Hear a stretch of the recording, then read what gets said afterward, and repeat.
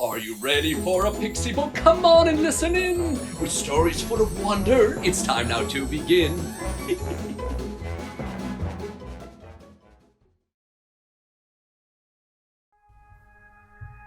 Oh, hello, children. Are you ready for a story? Oh, that's marvelous, because I'm ready to share one. Oh, here's the storybook. It looks like we're all ready. So, let's begin today's story. It's called A Christmas Carol.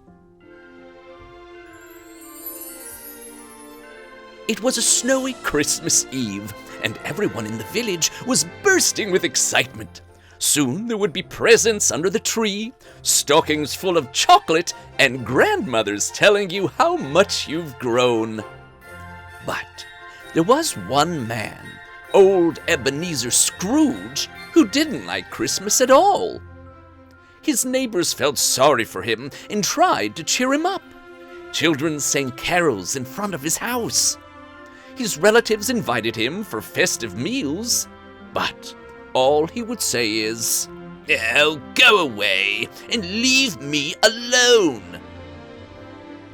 So, in the end, he got his wish and found himself all alone on Christmas Eve in his big, dark house. When it was time for bed that night, he said to himself, "Oh, only one more day and Christmas will be over. Hurrah!" And then, with a smile, he fell asleep. Sometime during the night, bright flashing lights woke him up. He had never seen such a thing, and just as he was about to pull the covers over his head, he saw a sparkling figure coming closer and closer. "I am the ghost of Christmas past," the visitor said. "Rise up and follow me, and I will show you what has been." Scrooge wasn't afraid because he felt the ghost seemed friendly, so he got out of bed to see what would happen next. Suddenly, they were in the countryside. It was like a dream. "We can see others," the ghost explained, "but no one can see us."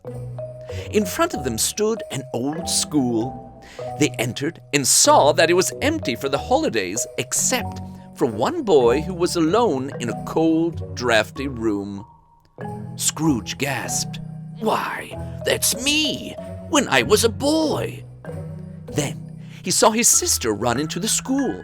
She flung her arms around the boy and cried, "I'm here to take you home for Christmas."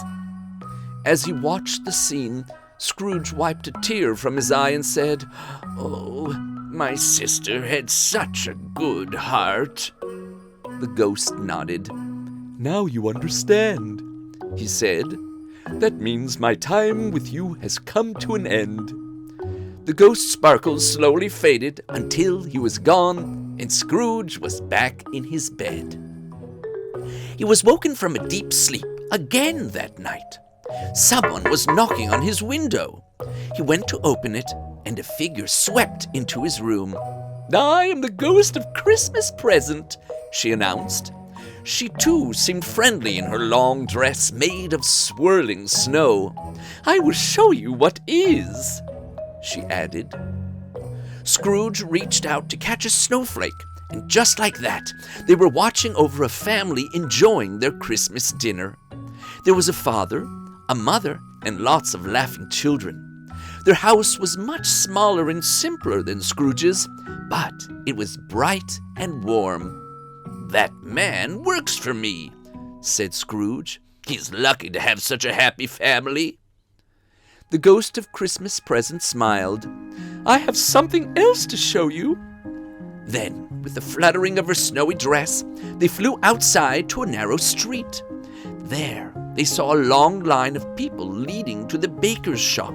Some were laughing, some were singing, some were huddling together to warm up.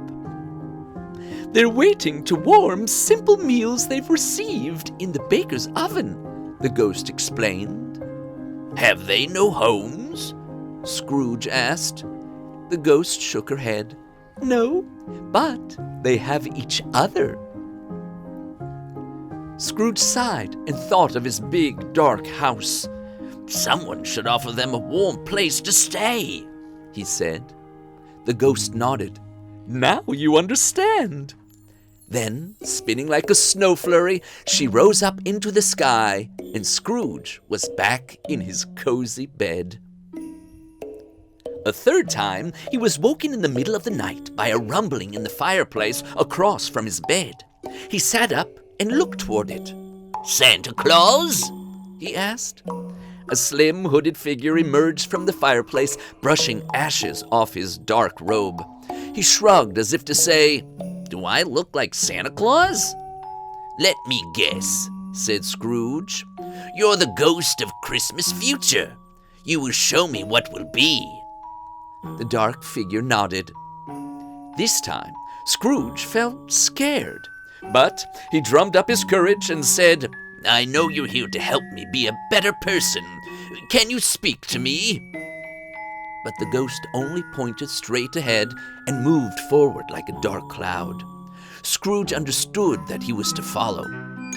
As soon as he did, they were on another village street. A group of people Scrooge recognized were chatting. One person mentioned a man who only cared about himself and wasn't nice to anyone.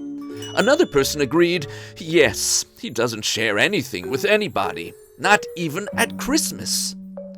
Scrooge thought about what he'd heard. Could they be talking about me? He asked. He turned to the ghost, who slowly raised a bony finger, pointing at him. "Oh no!" cried Scrooge. "Why do I only think of myself? Why do I never think of others?" The ghost tapped the side of his head. The message was clear. Now you understand. And with that, he spread out like a gray fog and vanished. Once again, Scrooge was back in bed, but this time he woke up to the rays of sunshine coming in the window. He looked around his bright room, then out the window to the snowy rooftops beyond. "It's Christmas morning," he cried with delight. Then he jumped up, rushed to his window, and looked out. He saw that same man that works for him walking towards his house in the street below. He opened his window and called out to him, "Can you help me? I'm having a big Christmas party at my house tonight. There will be lots of food and presents and warmth for all. Invite your family. And could you please tell everyone you see? I do it myself, but I'll be too busy making my home cheery and bright." The man let out a whoop and rushed off to share the news with everyone he saw. Being with others is so much better, Scrooge realized. I'm glad I have lots to share to make this the merriest Christmas our village has ever had. The end. Oh, what a touching story. I hope you enjoyed it, and I hope you have a merry, warm Christmas. See you next time.